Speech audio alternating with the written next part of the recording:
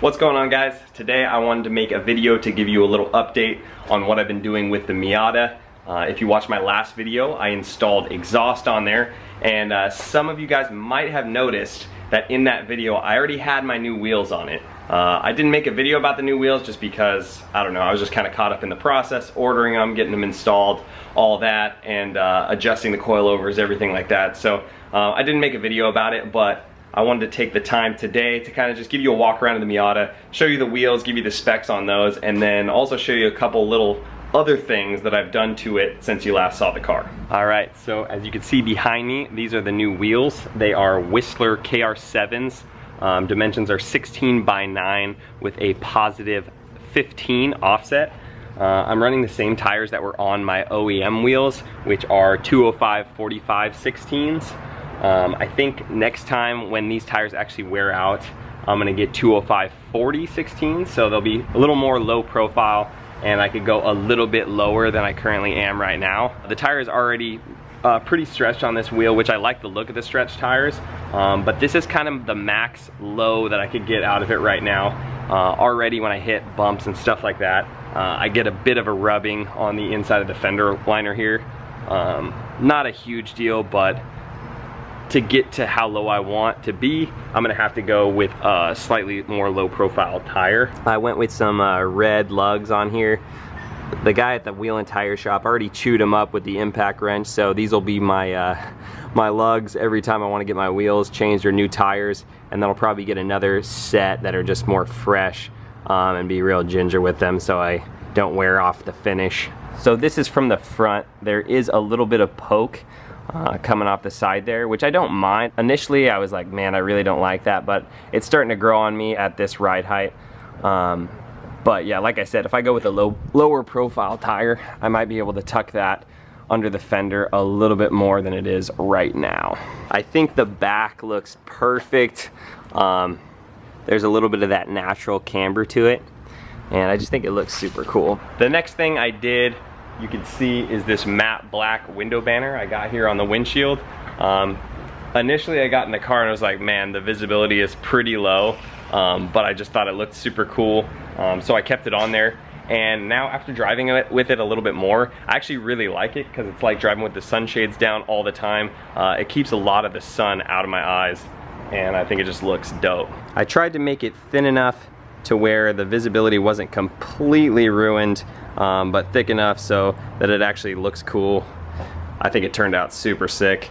I used the 3M 1080 series automotive vinyl, and it was actually really easy to work with.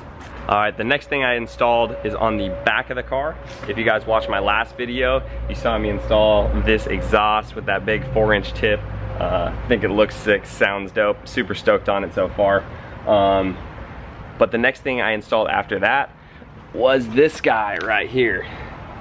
This little heart Surikawa hanging from the back there. If you guys don't know what Surikawa is, I'll put the spelling on the screen right now. Go Google it. It's a pretty cool little backstory to it. So just a little piece of flair that I thought I'd throw on the back there.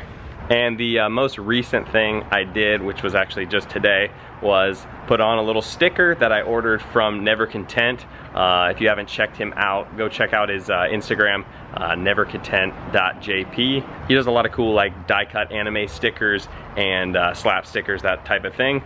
But yeah, let me show you what I put on here. So right here we got a little Lum anime character peeking out the window. I'm not huge into anime or anything, but I just like this character in particular, and I thought it would look super sick with the blue contrast on the red car. Yeah, I think it turned out pretty cool.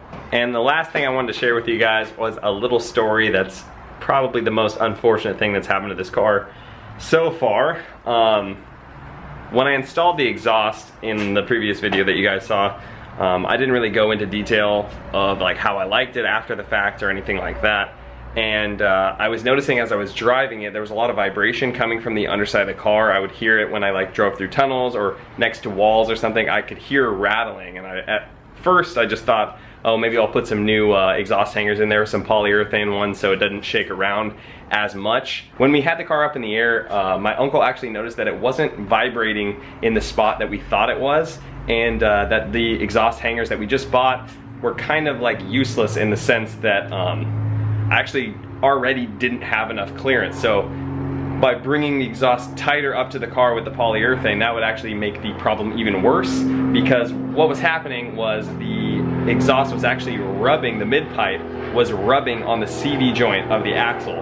What really needed to happen was the exhaust needed to come down about 1 centimeter, so we had a little clearance between that mid-pipe and the CV joint. So the next day I took the car over to an exhaust shop to see what they could do about it. Initially I was going to try to get longer exhaust hangers, but they didn't have ones that would fit my car the way I wanted it to, and I didn't want to do a temporary fix, I wanted to do a permanent fix. So I took it over to the exhaust shop, we got it all lifted up, I showed them the problem, and one of the brackets that actually, you know, the bar that comes off the exhaust into the exhaust hanger, one of those was actually bent kind of down. So that's why the mid-pipe was actually up higher than it was supposed to be originally. So he just told me, like, well, maybe we'll just bend this straight and that should buy you enough clearance.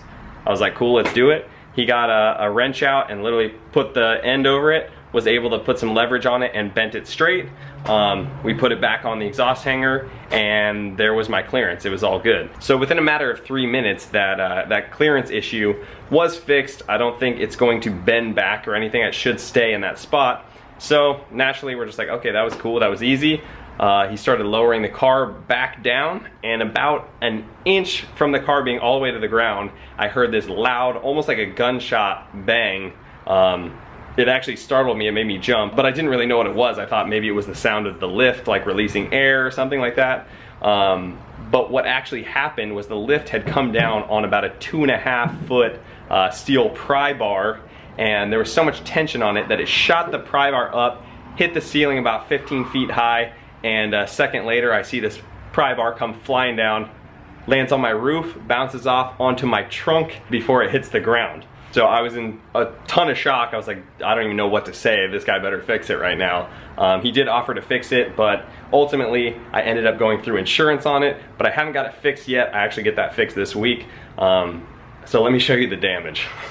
So we got my pretty car that I spend all my money on, all the little mods, and then, oof, right there. So you can see it hit that side of the trunk, down through the paint here, a few little spots here, this spot right here, and so it initially landed on the roof. You could see, I don't know if you could actually see it, there's a little kind of spot right here, but I'm not too concerned with that. Hit that first, bounced down onto here, caused all sorts of dents, and then the last spot was this quarter panel here. You could see that, see this ding right here, which kind of sucks. So otherwise, still looking sick. Love this car. It's going into the shop tomorrow. Alright guys, so I think that is going to do it for this video. If you liked it, definitely drop a like down below, and if you want to see more videos with this car, definitely click subscribe, because I'm going to be making more videos about this. Also, leave a comment below what you want to see next to this car. A couple ideas I had was to do a front lip, maybe some kind of spoiler. I want to do a roll bar eventually, but I don't think that's in the budget for now. So something small, leave a recommendation down below. That's going to do it for this one. Thank you guys so much for watching, and I'll catch you on the flippity flop. Peace. Got me in the right place at the right time, so I'll just dive